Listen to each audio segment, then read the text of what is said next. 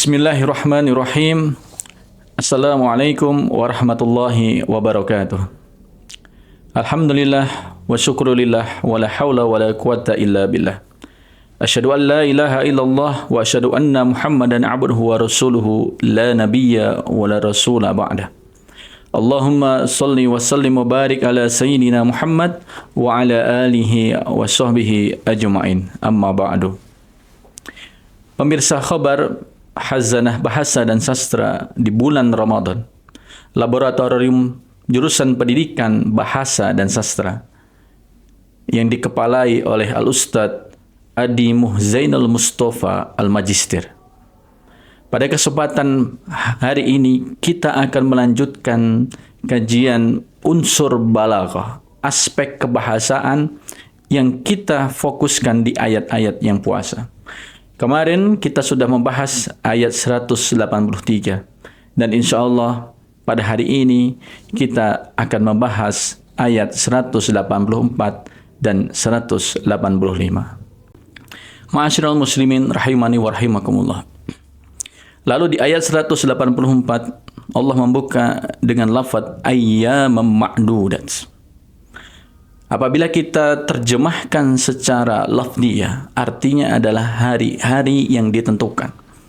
Ini masuk di ijaz, yaitu salah satu disiplin ilmu balaghah di ilmu ma'ani, yaitu meringkas dengan lafaz yang sedikit tetapi maknanya banyak.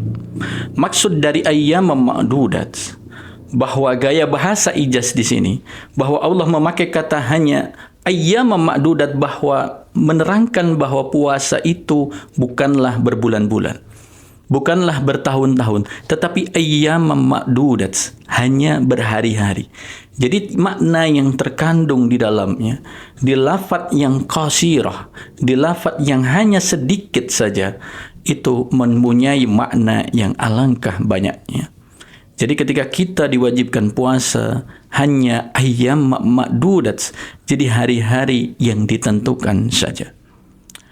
Lalu selanjutnya adalah fidyatu ta'amu miskin, yaitu memberikan fidyah, membayar fidyah sebagai bentuk makanan kepada kaum-kaum yang miskin. Maka di lafaz ini Allah Subhanahu wa taala menggunakan gaya bahasa kinayah, yaitu sebagaimana disampaikan di awal tadi bahwa ada makna tersembunyi di lainnya. Mungkin sebagai contohnya seperti ini. Kakek saya berjalan dengan tongkat. Kalau kita pahami bahwa kita paham bahwa kakek itu berjalan dengan tongkat, tetapi ada makna tersembunyi di dalamnya, yaitu menegaskan bahwa kakek itu sudah tua, kakek itu sudah tidak mampu untuk berjalan dengan kedua kakinya.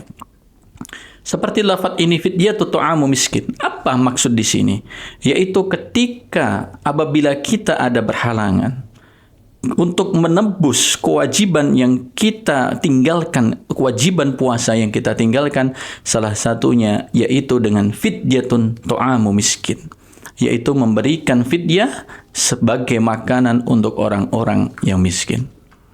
Ma'asyiral muslimin, pemirsa jamaah rahimani wa rahimakumullah. Selanjutnya di ayat 185 Allah membuka dengan lafaz syahrul Ramadan alladzi unzila fihil Qur'an. Ungkapan kata unzila fihil Qur'an ini masuk di isti'arah makniyah, yang dimana yang dipakai bukanlah makna yang asli.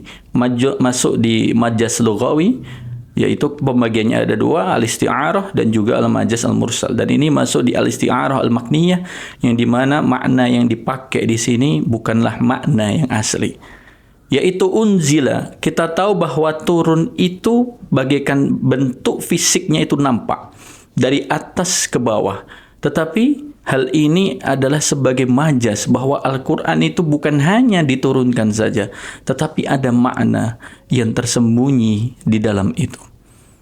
Allah Subhanahu wa taala memakai kata ini seakan-akan Al-Quran itu benar-benar turun dari langit menuju ke bumi. Padahal tidak seperti itu. Padahal ada yang namanya prosesnya, ada tahapannya, menyesuaikan bagaimana Nabi Muhammad SAW yaitu mukjizat terbesarnya yaitu Al-Qur'anul Karim. Dan yang terakhir, kita masuk di kajian ilmu badi.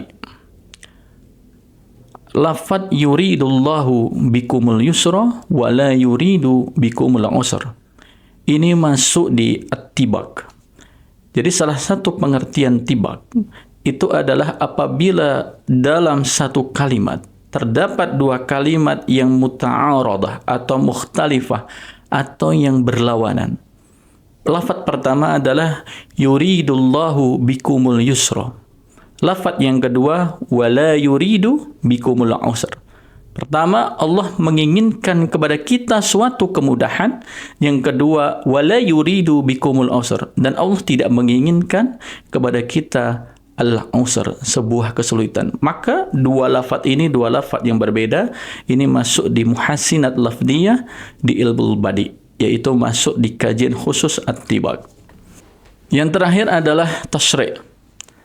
Tasyri' itu adalah kesamaan dalam irama, baik itu secara lafaz, wazan maupun harokat.